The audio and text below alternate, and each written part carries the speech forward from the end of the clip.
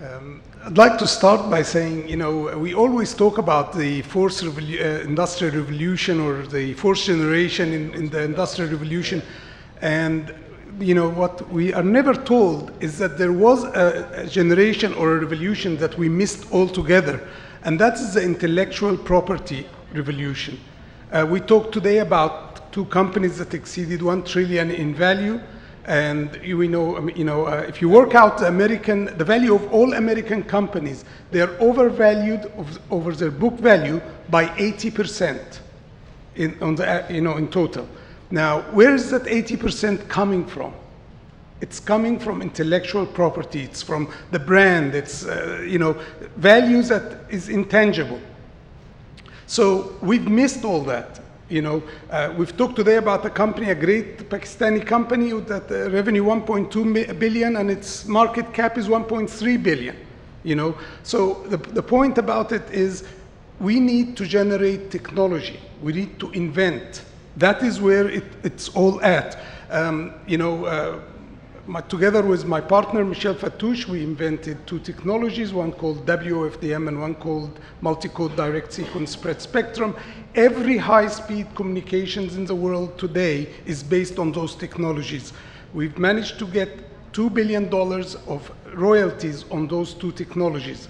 So, I'm just saying that if there is one thing Pakistan and Egypt should be good at, is inventing. Need is the mother of invention. And we both countries need. So we should be inventive and we should cooperate together on inventing technologies. Having said that, we are working very closely here. My company here in Egypt called Innovation is working with a company in Pakistan called Al-Rayyan on delivering a new kind of Wi-Fi, public Wi-Fi to remote areas in Pakistan.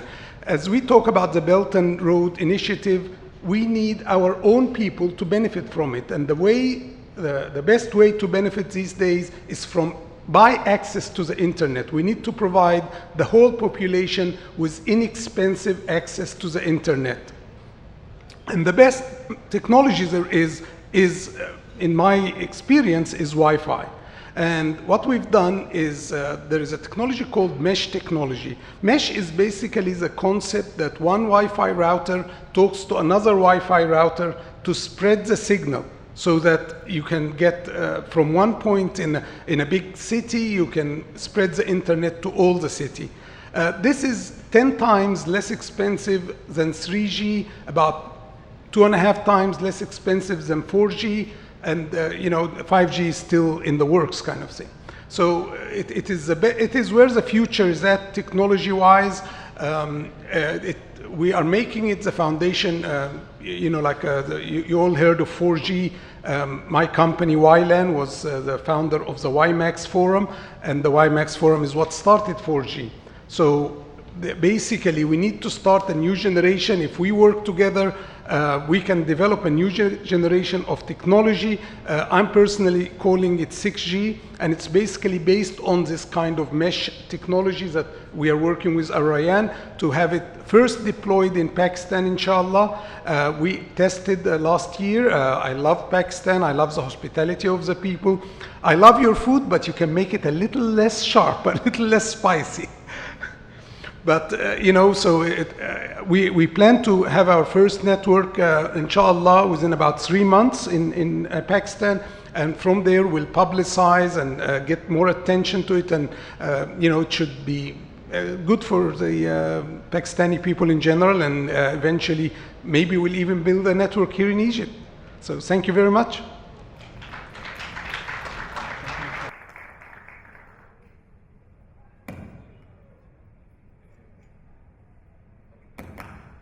I think certainly inexpensive Wi-Fi will be a great convenience for the population.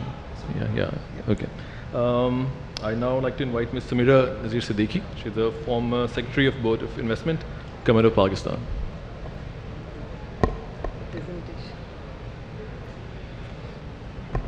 Once again, Bismillahir Rahmanir Rahim. Respected audience, a very good afternoon to you all. I've just prepared one presentation which was supposed to be run yesterday, and now due to positive time, I just go through it. Once again, I'm thankful to Maria for inviting me and arranging this big mega event. It's revamping of economy through special economic zones.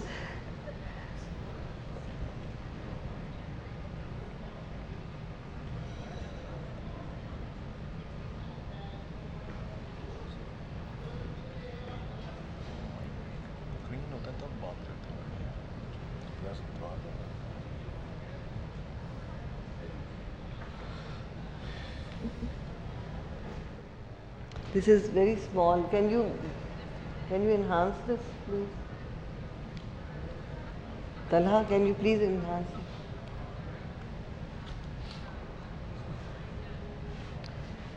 So, economy has two important elements. One is production and other is consumption. And therefore, industrial sector plays a vital role in economic development, as is evident from the examples of China, Korea, Taiwan, Brazil, Malaysia, Singapore, Hong Kong. And even in Pakistan, the industrial sector is the second major component of Pakistan's economy. It contributes about 21% to GDP. The strengths of Pakistan, we all know the positive indicators are its strategic location, its human capital, natural resources, its liberal investment regime, its youth bulge. These all add to the positive indicators of Pakistan. So I'll skip that to save time. I would like to go through this, the various reserves of Pakistan. I feel very proud because this is the second largest salt reserves, third largest copper reserves, fifth largest gold reserves, fifth largest coal reserves, and fifth largest iron ores, third largest spinning textile market, fourth largest milk producer, fourth largest cotton producer, and eighth largest wheat producer, 11th largest rice producer. So these are the natural endowments gifted by Allah Ta'ala. Talking about the special economic zones, Pakistan wanted to increase its industrial base, and like other countries, the special enactment was passed called the Special Economic Zones Act 2012, and it was amended in 2016, and the objective was creation of industrial clusters and infrastructure. Liberal incentives were given to the developers and to the zone enterprises. Then there were some general incentives given to the zone enterprises and the developers. It was basically tax holiday on plant and machinery and also on the manufacturing. And then the facilitation services was entrusted to Board of Investment to act as one-stop shop for liaison and facilitation between the relevant federal agencies. 7 industrial zones were established, 3 in Punjab, 3 in Sindh, and 1 in KP, and all are very successfully operating, and even the foreign entities are operating there, the Chinese, the Koreans, the Turkish, and the Japanese, and they have been operating since long now, and no complaints have been received, because in Board of Investment we were the liaison authorities, and every complaint would be processed through us.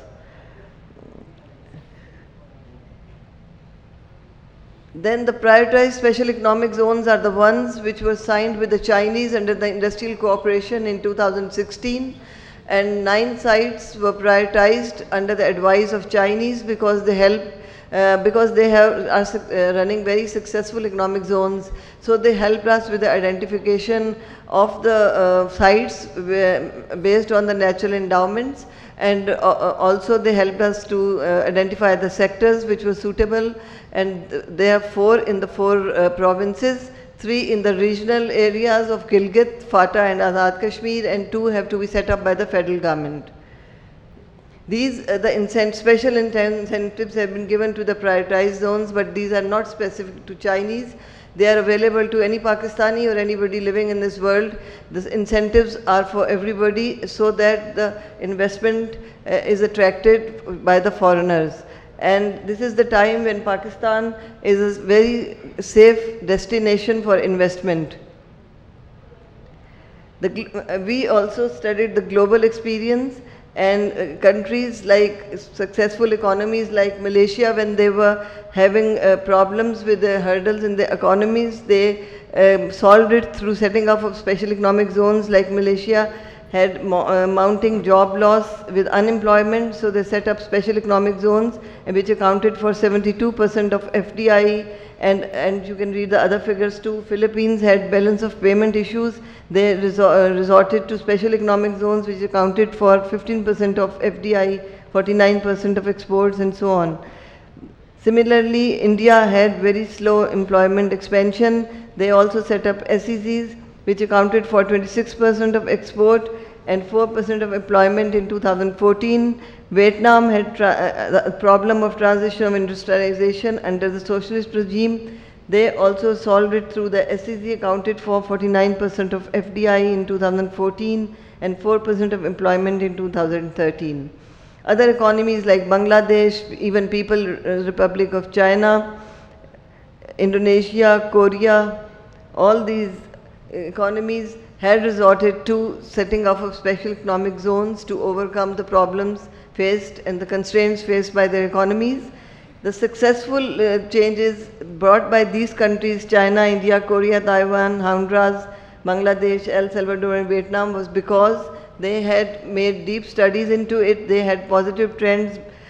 They wanted to create jobs. They become a part of global supply chain. They from local villages to industrial hubs and infrastructural development, and they could do so because they had the positive benefits, because they had the correct focus on comparative advantage, and they had identified the sustainable industry and targeted the incentives. Whereas some countries failed. Liberia, Senegal, Cameroon, Kenya, Madagascar and Rwanda failed because in developing their zones, because they had poor coordination, lack in commitment from government, lack of capacity and resources, and lack of institutional authority.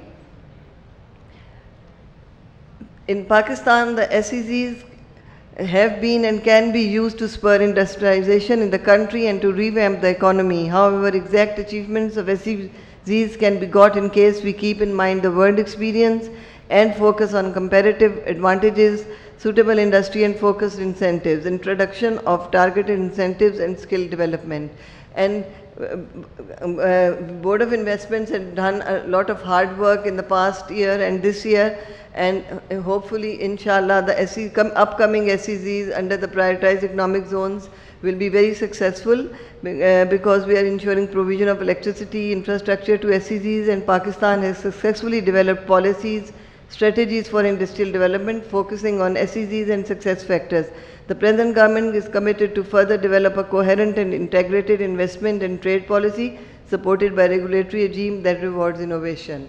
So hopefully all is well with Pakistan, and I also want to say here that Pakistan and Egypt have much to offer to each other for bilateral trade, and this conference could be a booster for CPEC corridor to Egypt. Thank you.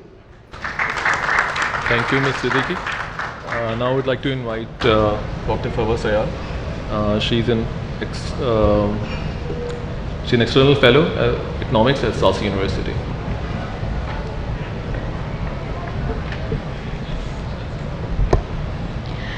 Good afternoon, and thank you for staying this long with us. I think my presentation ties in very well with the last presentation. So I'm actually going to speak about the ways of analyzing the impact of investments made under the One Belt Road Initiative. We've heard about CPEC and by extension the investments under the Belt Road Initiative as being the linchpin of growth formation, and which is indeed accurate. But it is important to contextualize how to map the efficacy of major infrastructure projects in a concrete and systematic fashion. So before I begin, I want to underscore the importance of Chinese investments. The 2008 financial crisis was a defining moment in highlighting the limitations of the prevailing economic growth consensus. After the crisis, we saw the increase in emphasis on funding development corridors, increasing infrastructure investment, and an acceptance of strengthening existing industrial policies in developing countries. The point to note is that Chinese model of foreign investment preceded this new consensus. Chinese investment in sub-Saharan Africa is the most evident example of this in the last 20 years. The windfall of these investments have in turn allowed other donors and investors to lead their own projects successfully. As was mentioned yesterday, the rise of China is accompanied by a decrease in the power of G7. The G7's share of global GDP has fallen from 68% in 1992 to 72% in 2000 and 47% in 2015. So we really are talking about a changing world in which traditional donors and investors need to accommodate for new emerging countries. Since Chinese investments in sub-Saharan Africa preceded the Belt Road Initiative, as it exists today, we can draw some lessons from those investments and make policy choices which guarantee favorable outcomes for growth in the Pakistani and Egyptian context. Before mentioning those, it is also important to note that dissemination of information about Chinese investment has been riddled with confusion. So to give you a few examples, a first issue was with widespread misreporting on the amount of Chinese loans to African countries. One famous think tank estimated that Chinese investment, the Chinese state gave 175 billion to 49 African countries. This information was based on inaccurate media reports which counted all FDI as aid. So there was no distinction between FDI and aid. Second, there was a lot of impression in academia, media, and policy report that Chinese Exim Bank was a much larger financier to African countries than the World Bank. In fact, a recent academic study finds that from 2001 to 2010, Chinese Exim Bank extended 26.4 billion in credit to sub-Saharan Africa, whereas World Bank lent 54.7 billion to these very countries. So you can see the disparity. And the World Bank basically remains one of the main lenders to sub-Saharan African countries. So as with Chinese investments in sub-Saharan Africa, there is a lot of hype and confusion about Chinese investments and impact in CPEC and BRI generally. So how should we account for the billions of dollars which make up the portfolio of CPEC? For that is indeed what it is right now. I have a few policy points here. A first concrete way of measuring the impact of investment is to consider the impact of what we can call as structural disarticulation, which is experienced by developing countries. That is, many developing countries are caught in a cycle where what they produced is not consumed domestically, and what is consumed is not up to standards of exports. So the first policy measure is to ensure that Chinese investment actually, or any investment actually enables a way out of this cyclicality. A second point to consider is, what does domestic formation look like under foreign FDI and loans? Chinese credit lines provide finance for critical infrastructure, thus enabling environment for industrialization, the construction and logistics sector, for example. So in this sense, cement is a very good example. In many sub-Saharan African countries, cement import from China increased in initial years of investment. However, as the domestic economy has improved and there is more capacity in domestic economy, local cement production has increased. So we see a wave where Chinese investment has actually been good for the production of local cement industry. Following from this point about domestic formation is a crucial question about the nature of domestic market formation. Here we have to take a step back from the elusive array of one-dimensional statistics and econometric models and consider important political economy factors. Concentration of a few firms or actors proves turbulent and conflict enhancing as opposed to sustainable growth. We heard a lot about global value chains, but we must differentiate between lead firms and subcontracted or outsourced firms from the international context and within the domestic context. So we're talking about identifying the winners and losers within the global value chains, and how does Chinese investment enhance that or helps alleviate these problems. Lastly, there was a lot of talk about employment yesterday, and indeed this is one of the, this would be one of the biggest tests of Chinese investment. How many local jobs are being created? As you know, there is a possibility of a huge demographic shift with the kind of migration that we will see with the Belt Road Initiative, and it's very important to account for that. Lastly, how is Chinese investment supporting welfare initiatives in Pakistan and Egypt? Is there a mechanism for enhancing access to health, access to education? And basically, yes. I mean, I think what we can draw from the speeches yesterday and today is that we can concentrate on Chinese investment as a very progressive force, but we have to have a very nuanced understanding of what's happening on the ground. Thank you very much. Thank you, Dr. Sayal. Finally, our last speaker of the day, Mr. Ahmed Bori, is the editor for The News.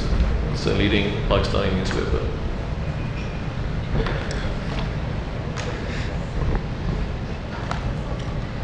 Thank you, Salman, and Assalamu alaikum. This is the time, when you feel tempted. Should I say something or should I just we all go? The people who are sitting here reminds me of my maths class, because we never understood maths, and most of the time we used to bunk. So people who did not understand maths, they have already bunked. You are the brave ones, so I'll speak to you. Maria Sultan is not here, but I actually want to start by thanking her for giving me this opportunity to come all the way here and speak to this August gathering in the month of September.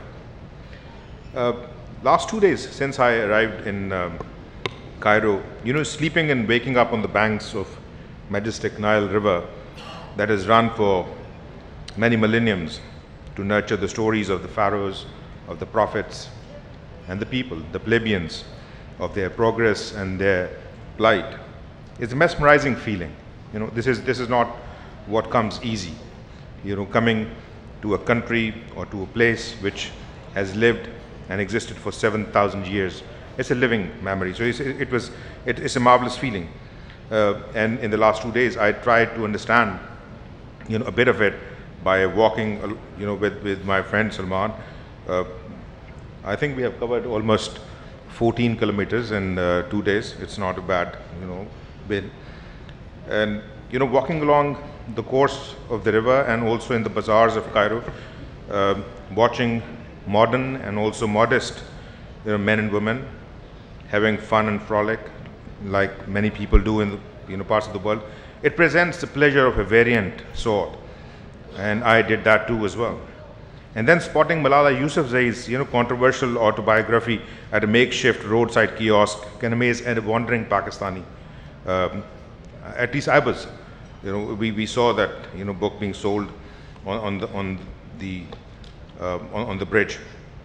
But as a media practitioner who has covered politics, progress, poverty, conflict, and war for the last 30 years, I'm constantly confused about two expressions which we hear a lot these days.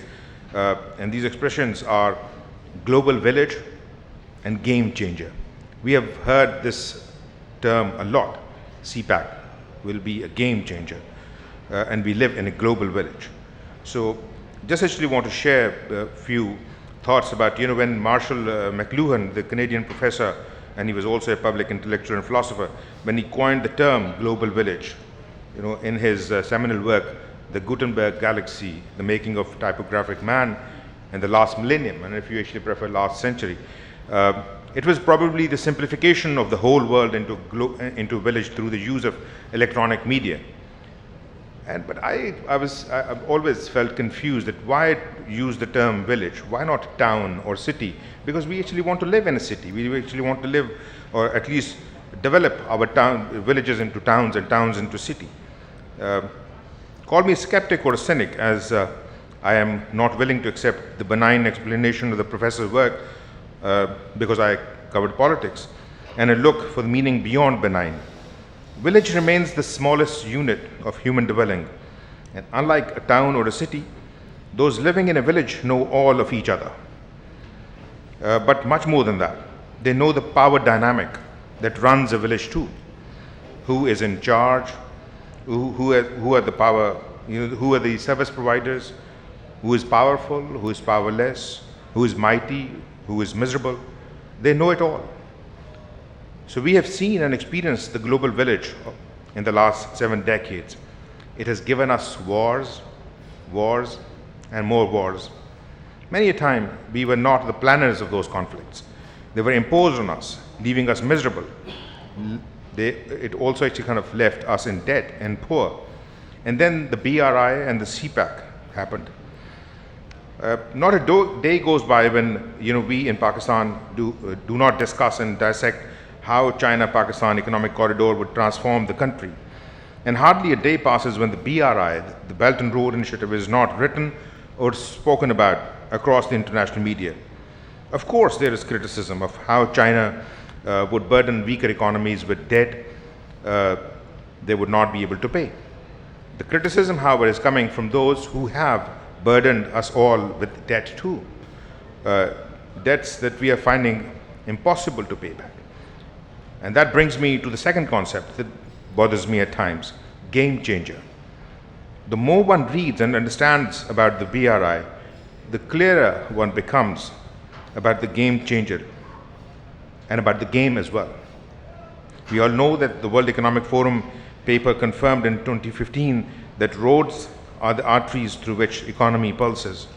By linking producers to markets, workers to jobs, students to school, and the sick to hospitals, roads are vital to any development agenda. Since 2002, the World Bank has constructed or rehabilitated more than 260,000 kilometers of roads. The bank, that is World Bank, lends more money for roads than education, health, and social services combined. And the roads that are being promised, to be built on land and in sea would transform the global tomorrow. We must remember, a road is a two-way carriageway. So when China would come to us, we would be able to go to China too. We need to start working towards to make it a win-win scenario. My teacher taught me that states behave like humans because humans run them. We will have to create our own wins, otherwise it will be China's story. Media is a great informer, but we need to fashion the new bonds, we need to connect. We talk a lot about this north-south corridor which is going to be created. And maybe soon we will know that, if these roads are built from China to Europe, we do understand where Egypt would be or where Pakistan would benefit. Lastly, I can say that I'm a storyteller. I can go on with my understanding of history and politics, but I won't bore you any longer. But before wrapping up, I actually want to take you to the lanes of history where the British were the original colonial masters of Egypt and of the land where Pakistan is today. They ruled us for a good few years. Memories of those days are not essentially good, but it's a fact that they gave us a few good things: the railways, the legal system, before they set us free. Times are changing, and when we're talking about times here, I think through media, we need to start telling our stories to each other. If, for example, Egypt is the custodian of civilization which is 7,000 years old, and the land where Pakistan is now, it is custodian and of course the keeper of the Indus Valley civilization, which is almost 5,000 years. Those stories are not told to each other. And in today's world, where the world has already, joined the Americas to Australia and the world in between, we as Pakistanis, and I am sure that Egyptians here, do not know too much about each other. In the last 48 hours, we have tried to tell stories, what's actually happening, what can happen if we join forces together. And if people will start moving more on those trade routes which people have treaded for many centuries, more will be known. But my take would be that today television is a great force. We are now, when I was working for the television network of my group, we serve something like 24 million people. But we are just talking to ourselves. Most of the time, we are not connecting with the world. And similarly, in the last 2 days in the hotel, I was watching the Egyptian television, dramas and news programs. They are introvert. They are talking about themselves. I think this is time. If we have to compete with the channels like BBC or CNN or Sky or the new channels which are coming up, we need, to start connecting with each other. Maybe there are possibilities of, working together here, because we are talking about almost, 750 million people only talking about the Middle East, the Pakistan, and the Maghreb. Instead of our stories being told by BBC or CNN or Sky that there is a war in Libya, there's a war in Syria, there's a war in Iraq. I think there are other stories. They need to be told, and they will not be told unless we all join hands and start making maybe programming together. We have tried that by again picking up Turkish dramas and translating it in Urdu for our audiences. Scenes were different, faces were different, so there was a lot of interest. We can do it again with the Egyptians. Your groups, if people who are in media, we know about Al-Ahram, Al-Sharq al-Awsat, but beyond that, people do not know where Egypt is. People know that there was a pharaoh and there was a prophet. We need to go beyond those stories, and we will not go there unless we start joining hands. Thank you very much. Thank you, Mr. Bori. This concludes our rather brief session, and I must thank all of our panelists, and a round of applause for all of them. Thank you.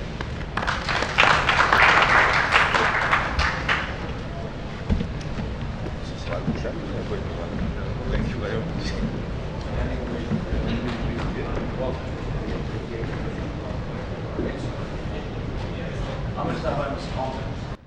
Ladies and gentlemen, this concludes the plenary sessions for today. I would now request all our participants to please join us for tea. We shall reconvene in this hall in about 15 to 20 minutes so that we can have the closing session and the closing remarks of our keynote speakers. Thank you very much.